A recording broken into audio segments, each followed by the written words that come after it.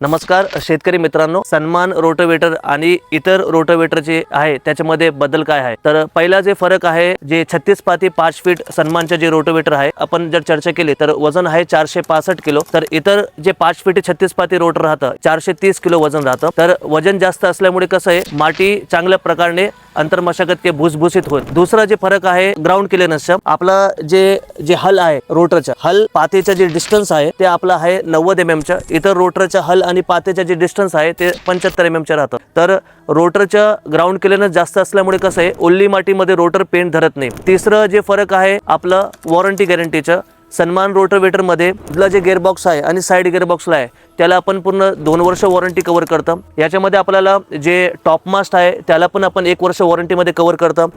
जे Mahindra Bolero camper मध्ये gearbox वापरलं जातं तर ते वेंडरचे आपला गिअरबॉक्स आपण यूज केलेला आहे। तर याला पूर्ण पाठीमागे पूर्ण सपोर्ट भेटलेला आहे, जेणेकरून कसं आहे की व्हायब्रेशन रोटरची कमी येतं। तर आपण या व्हिडिओमध्ये आपण बघितलं सन्मान आणि इतर कंपनीच्या रोटरमध्ये काय डिफरन्स आहे।